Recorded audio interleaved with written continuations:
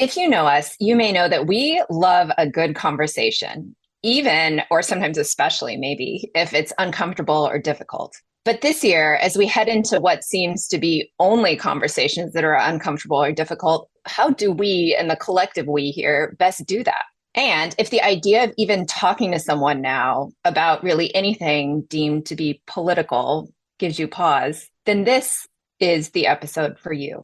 So, full disclaimer, the connection quality of part of our conversation is a little iffy in places, but it's really worth listening to every moment of this episode. Our guest today, a repeat guest at that, talks us through the journey of compassionate dialogue, including practical tips on how to practice this in your next conversation. Importantly, how to do the inner work necessary to make this the default rather than the exception to your conversations in 2024 and beyond. Welcome to the Dear White Women podcast, the show that helps white women use their privilege to uproot systemic racism without centering themselves in the process. We are your biracial Japanese and white hosts, Sarah and me, Sasha. Well, welcome back to Dear White Women. Would you please introduce yourself to our audience? My name is Dr. Nancy Dome, and I am the founder and executive officer for Epic Education.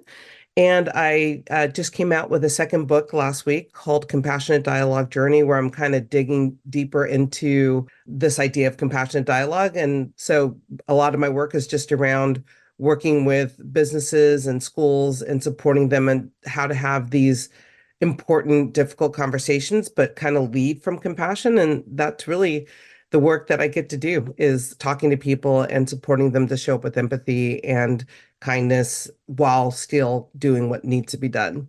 I think anybody who's listened to our show or who is watching the news nowadays knows this is a very challenging time we are in, and there is a need to have difficult conversations at the moment because we have a lot at stake. And I love that we're able to bring you back on the show and help give our listeners some really much needed skills that we all could stand to have refreshers on. The original show that we had you on with us was back in episode 164, which aired in April 2022.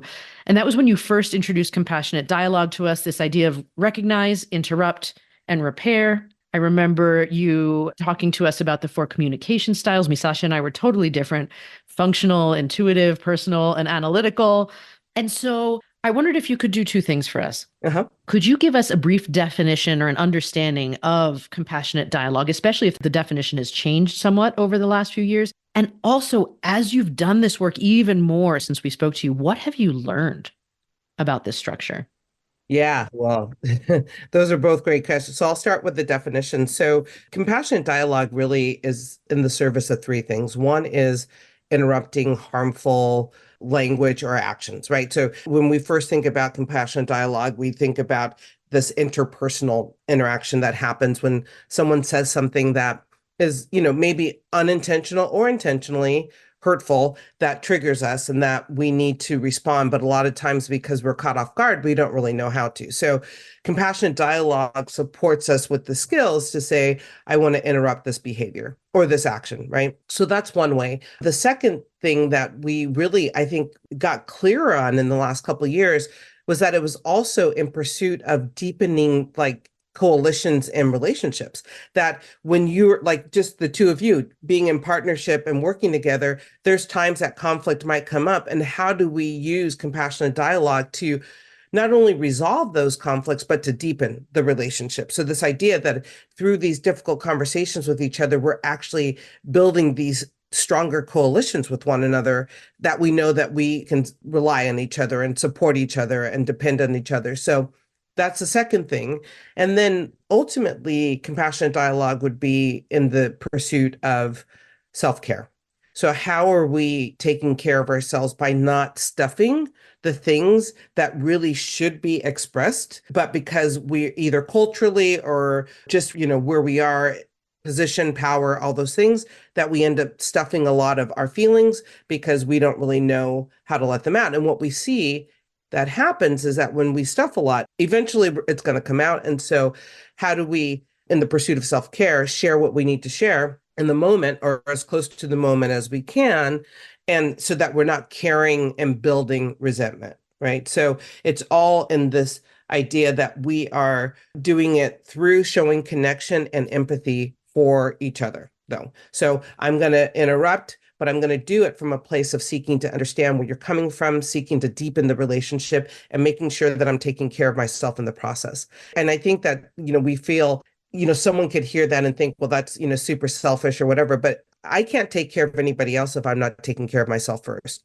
And so the healthier I am, the better I am in my relationships. So that would be the kind of big picture description of what compassionate dialogue is and what it does. And then, of course, the RIR protocol, the recognize, interrupt, repair that you mentioned would be the how we go about it. So, yeah, and I would say that when I think about where we were when I first, talked to you both and where I am now, I think the biggest change is like with the second book, it was really more about more of that empathy and this true desire to grow, to mature myself, to really be in the self-reflective place where it's, and you notice I've used the word pursuit several times, and that's really how I think of it now, is that it's a journey, but it's the pursuit means that it's constant, that it's ongoing, that we're constantly, as things change, we are still learning and growing. And so the compassion dialogue journey, in some ways, I don't know if softened is the right word, but I think that what it did was, because it's still difficult and it's still messy, but I think what it did was really start to look internally at, like, how did I end up here in the first place? What is that stuff that I'm carrying that would be really healthy for me to unpack and let go of, and so that I can move forward. So it's a lot more of this self-reflection and then thinking about, how do I contribute to what's showing up in front of me? Especially if you start to see patterns in like the relationships that you choose, or, the people that you work with, or the kind of dynamics that you see yourself constantly over and again, and you don't know how you got there. I mean, that's a lot of self-reflection. So I think that's kind of the evolution of really now this work is about working on ourselves, right? It's a workbook. It's very task driven with a lot of opportunities to reflect and practice. Whereas the first book, Let's Talk About Race and Other Hard Things, was really just informational. It was really about understanding what the protocol was and showing case studies about how it works and, where people struggled with it. This is really about a journey for ourselves.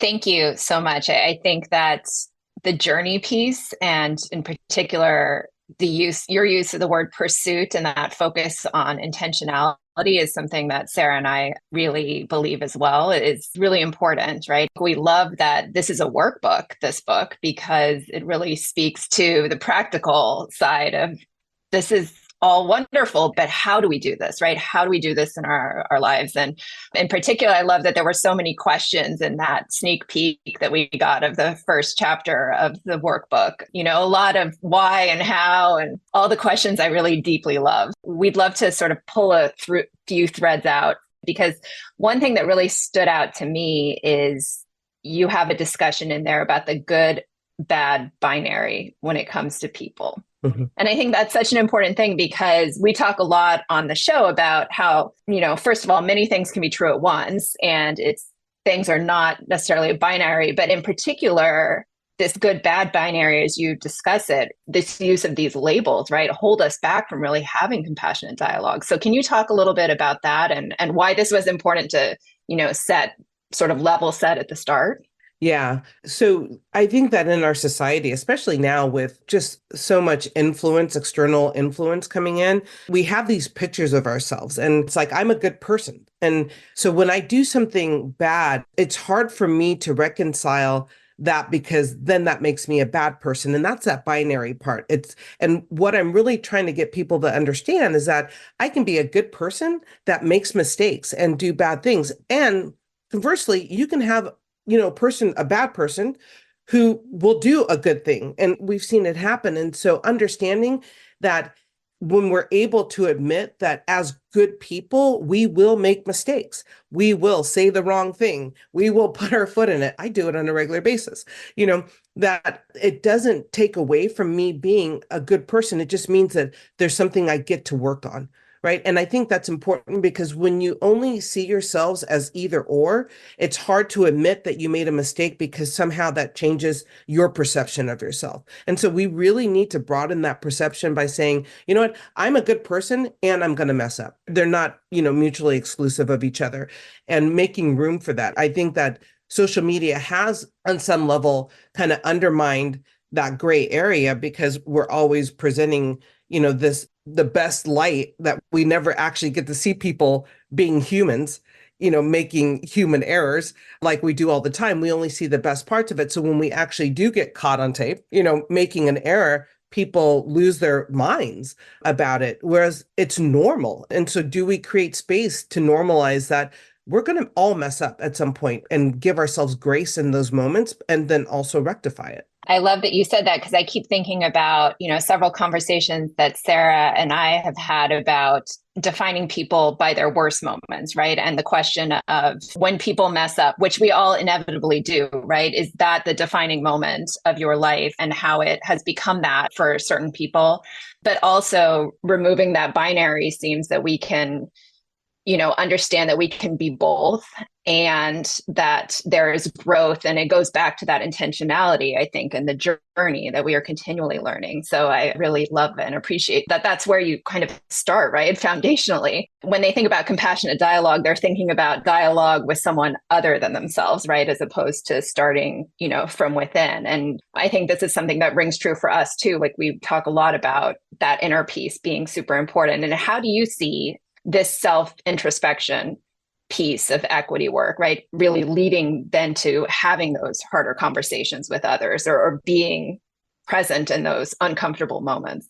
Yeah. Well, so two things about that. That's actually why I start with the good, bad binary, is because if I can then understand that there is more gray and that I'm still a good person, the things that are going to come on, throughout the workbook, which are really going to ask us to honestly assess, ourselves, it makes it easier for me to kind of point out those blemishes that I have if I can start off with a strong understanding that I'm not either or, that I'm going to have moments of both, right?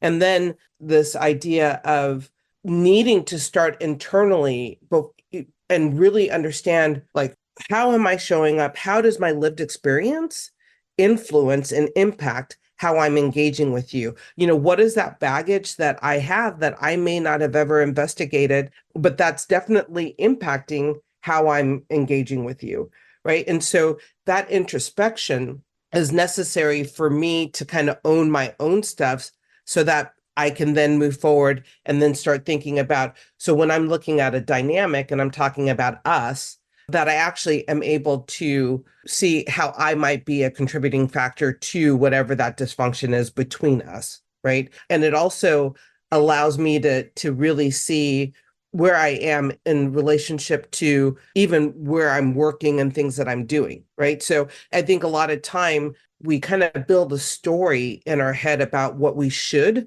be doing or what we should be feeling.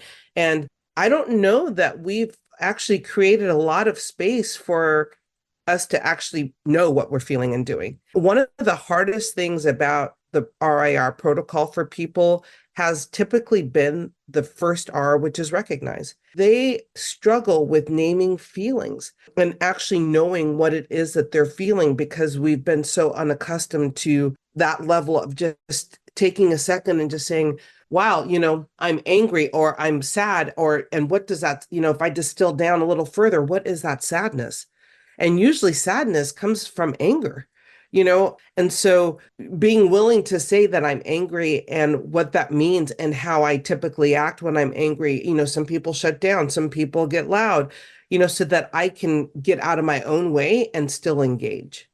That is such an important part of that. And it's interesting to be able to name that because I know as a parent, you focus so much on giving your kids the words and the labels when we're not really giving ourselves that space. So I almost feel like you gave us all permission to spend the time and inquire. And like, even if you get that gut, like be in tune with that moment that something doesn't feel right, what might that be? That body knowledge that you just talked about is really like what we're trying to get at too, is like your body knows before your brain can name it that something is wrong. And so we need to start understanding how to interpret what our body messages are. What does it mean when it's in my gut as opposed to when I'm flushed, or as opposed to when the hair on the back of my neck is going off, as opposed to when I get chills? Like, we need to stop long enough to interpret that, because our body is telling us something, and it's rarely wrong, and so we just got to listen and then know what that is. We're also gearing up for what Misasha and I talk about is the most important presidential election in American history, right? Yeah. And I just want to say, hopefully it's the last time we're saying this, because we said it in 2020. And also, hopefully it's not the last time we're saying this, because we no longer have elections in this country. And I said it, but I'm not joking, sadly. Yeah. And politics is one of those things that I think we're now very much like, people already say, oh, I don't want to talk about race. Well, people really also do not want to talk about politics. And yet, I think it's a very critical time where there are really lasting repercussions of this year's elections. And so, what do you think, for example, people need to keep in mind when it comes to having difficult conversations with people around politics in the broadest sense of the world in this environment here in 2024? Well, first, to answer it, I think that there's some real things that come up, and this goes back to that body knowledge, right? Because unfortunately, we're in a time that our differing opinions could actually lead to my harm, right? If I actually articulate them. And this is where understanding the messages that your body is giving you is really important, to know that there is actually a time that engaging is not the answer. Right. And I say that not because I'm trying to get people afraid, but I think we really have to pay attention.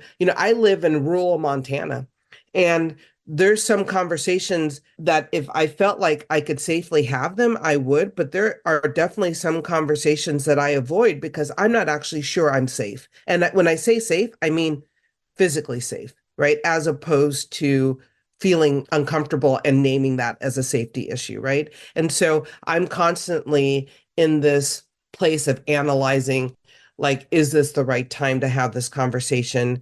And also looking for my exit routes. And I'm not saying that to sound extremist. I really do. I am seriously concerned about this upcoming election and where I live right now, and whether or not I can stay there during the election or not.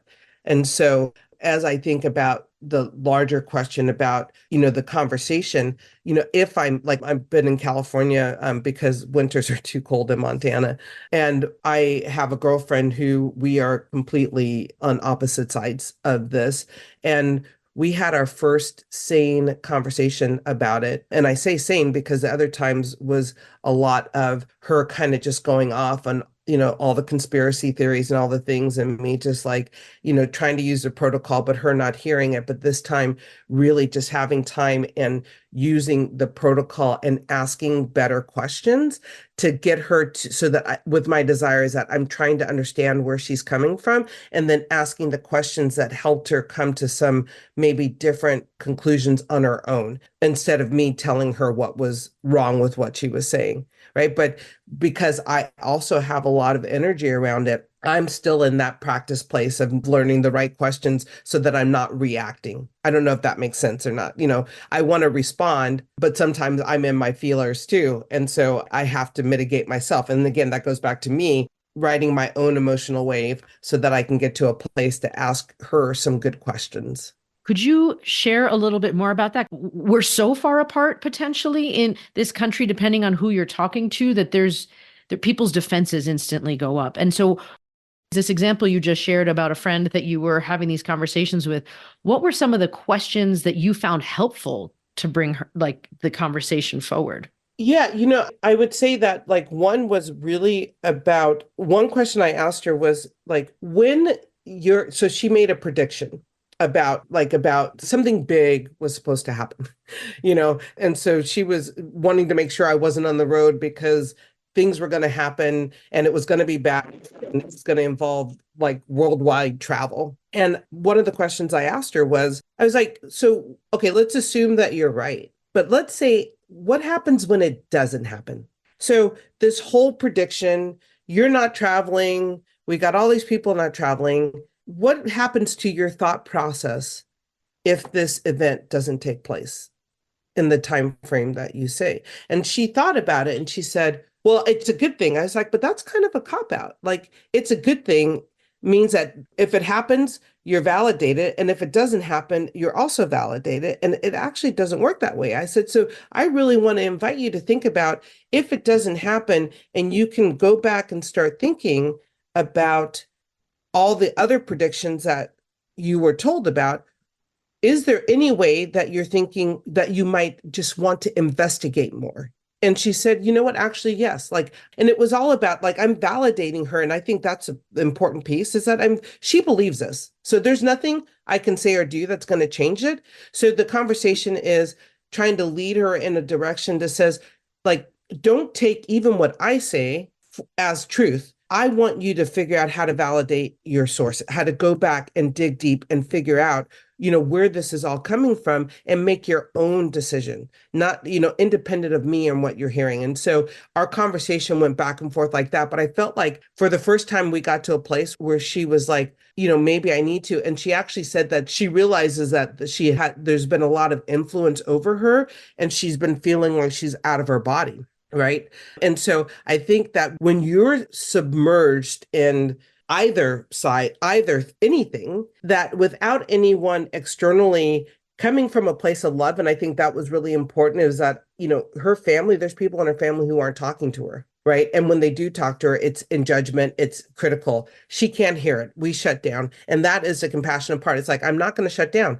I'm going to listen. And I'm also not committed to you having a different opinion. But what I am committed to it is that we're going to hear each other. Right. And I'm going to listen to you with love. And so I think that was the first time I felt that, again, I wasn't trying to change your mind, but that I felt like she was doing her own self-reflection and asking her own self then some questions or putting some things on the plate for her to do to maybe start to challenge some of her ideas. I appreciate you also shared, first of all, that example, but also that you chose to stay in it. Because that was when you were speaking about that, I was going to say, what do you say to the people who just go, I can't handle this. I'm out. I don't want to have this conversation. Like, I'm going to cut you off. Because I feel like that's what's also happening with this polarization is that people aren't choosing to, for whatever reason, engage and stay. Yeah. So what I personally, I know that it comes down to relationships for me, which is why it's important that we have strong ones. Is that if I'm in a relationship with you, if I've loved you for 20, 30, 40 years of my life, I'm not throwing that away. Right. And so that keeps me in it. It's interesting too. I was doing a session and a Latino man in the session, he's like, I want to say that I have a lot of respect for you. I'm like, okay, the other shoe's going to drop now. Because that's a disclaimer. I have a lot of respect for you, but he's like, but it bothers me that I'm having these conversations. He's like, it bothers me that you wrote in the book that you felt that you wanted to educate, your friend's parents. And this was in the first book. And he's like, because it always falls on people of color to kind of take the higher road and do the education. And my reply was, I was like, there's different people in this world for a reason. There's people who have to be out there marching. There's people who have to be, or a better example is you got elementary school teacher, middle school teachers, and high school teachers, and they're all three very different people. And your elementary school teacher does not want to have anything to do with a 10th, 11th grade, so this idea that we each bring our skills. So my skill is around people. And so I'm not going to let our differences be what separates us. Now, it could happen at the end. The repair could be that we separate, but it's not going to happen because I've walked away. And what I try to encourage people to do is to, like, if you're in a relationship with these people, then it's got to be worth trying to figure out how to get beyond this, because this will not be the only hurdle. It feels like things are just getting harder in some ways. And so, there's so many other aspects of people that are beyond this one idea, that are we really truly going to throw this all away because we're voting for someone different?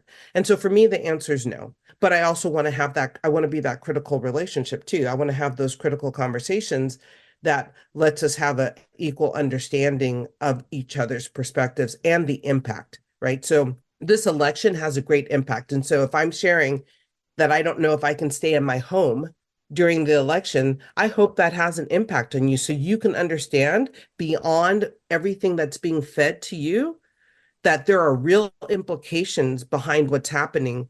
And that in some ways, I may be in more danger if he loses. I think that's a really important point. Yeah. And I think making it very personal and, coming back to community and relationships and how we invest in those relationships and how those relationships in particular are the ones that we fight for when we have these compassionate dialogues or when we come back and try again. And I think about it also, Sarah brought up parenting. I think about it through a parenting lens now as I have kids who are now old enough to have very strong opinions and one kid in particular who needs everything to be his idea first in order for it to be actionable, and how you need to start with validation there and then move past validation to questions, right? And challenge. And I think that it seems so simple when we talk about it with regards to our children, but when we talk about it with regards to our friends who are the same age, it becomes something much more complex. And so I really appreciate that you have sort of distilled it back to these very simple human desires, right? And wanting to be heard and validated and then perhaps challenged, as opposed to, to remove those defenses, to remove the immediate impulse to be like, well, I'm done, I'm out. This is it. Because when I have been talking to high school students recently, a lot of their concerns have been around how do I talk to family members who feel so drastically different? And how do they address that when this has been their whole life, and these are foundational relationships that they are questioning, how do I do this? So I think that this is so, so important. And I hope that, that coming out with this practical workbook really gets people to think on, more deeply on the how can I do this in my own life, in my own circles, because that is where the influence comes from and lives. What we really want to hear from you is, what is that key thing that you want our listeners to take away from this new workbook, from your work, from this conversation that we had? Like, what else, didn't we ask you, or what do you think you really want to share? I think ultimately it's this idea that we are all connected, right? We're not separate from each other. And I truly believe that we need to remember that. But I think we've forgotten that. I think that we have become so very isolated and we've created these camps. And our survival is going to be dependent on our ability to work together and to communicate. And I also want to remind us that at no point in history was there ever this assumption that everyone should think and believe the same way. And we have, in the last, 10 years, gotten to this place that, like, if you diverge any place, religious beliefs or, who you choose to love, and if there's any divergent from me, then somehow we can't be connected. And it doesn't make sense. In fact, it is our uniqueness that makes this kind of whole mosaic where we thrive together. Right. I mean, imagine everyone being just like you, right? And how limited that would be for the world. And so I think it is, if there's anything that I want this workbook to do is for us to remember that we are all connected and we can all be part of the solution, and that it doesn't hurt us to be empathetic to others. And I don't have to even agree with you at the end of it. But what I'm going to do is I'm going to show you love through the process, and I'm going to show you understanding, and I'm going to acknowledge your perspective. And then I'm going to also let you know that I don't agree with it. And I'm going to share the impact for me. And hopefully that gets us to kind of meet each other somewhere in the middle, which is more what at least, I'm a child of the 60s. That's more what I was used to, this idea of that we found compromise and we found our commonality, which I think is far greater than what separates us.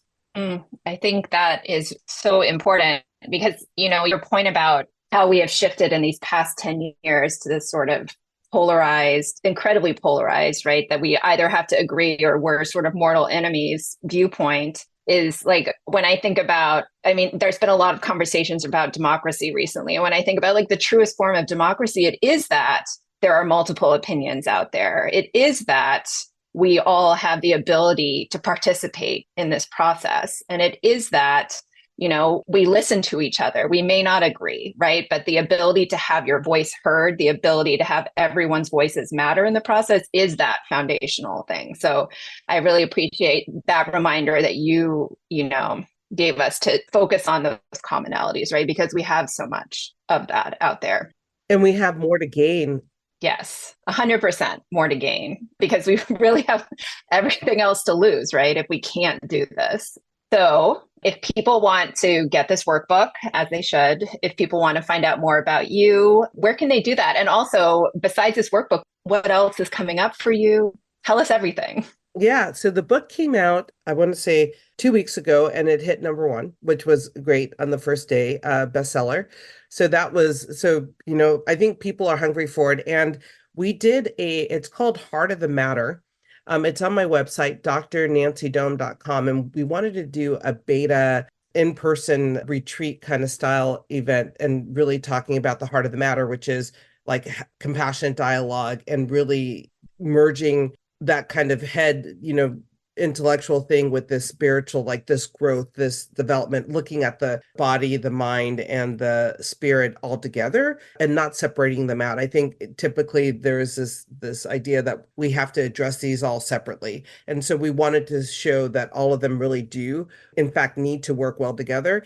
And the weekend turned out to be one of the most moving things. And we worked through parts, the big activities in the workbook. And so it reinforced to me that what I was hoping would happen with the workbook really did. And this idea of building community, building networks, and knowing that there's other people who are feeling and struggling, around the same things, that you're not alone. And I think that's also part of that isolation. So that's something that's exciting. We are hoping to do 3 a year around this idea of marrying the body, spirit, and mind together. And then just for me, the events and the things that I do can be found on my website, drnancydome.com. The book is available on Amazon right now, and we'll be opening it up like we did last time with the other book to other retailers. But right now it's started on Amazon. That's awesome. Well, thank you so much for sharing this time with us. We really enjoy connecting with you every time we get to do this. We're very excited for you. And this is such a needed approach to our relationships, our communities right now. So thank you very much for continuing to do this work. No, thank you. And thank you for having me again. It was nice to see you both and to be able to share this message. My goal is always to make a positive impact, wherever I can. And I think we need to be more open in talking about love as being one of the components needed to challenge a lot of this harmful kind of rhetoric that we're seeing, and not be afraid to bring it up, but also know that we got to challenge it. Like, it's not, compassionate dialogue has nothing to do with sitting back and warm and fuzzy. In fact, it's really difficult, and it forces us to step into our own discomfort. But I think that it's imperative that we know that we can do that, like that we're able, and empowering us to know that we each need to be involved to make a difference. Thank you. Thank you. You've just listened to the Dear White Women podcast with your hosts, Sarah and me, Sasha. Yes, we're on social media. And yes, you can hire us to do talks about our book. But the biggest thing, don't forget to sign up for our newsletter to receive our free materials. Head over to dearwhitewomen.com to get on the list.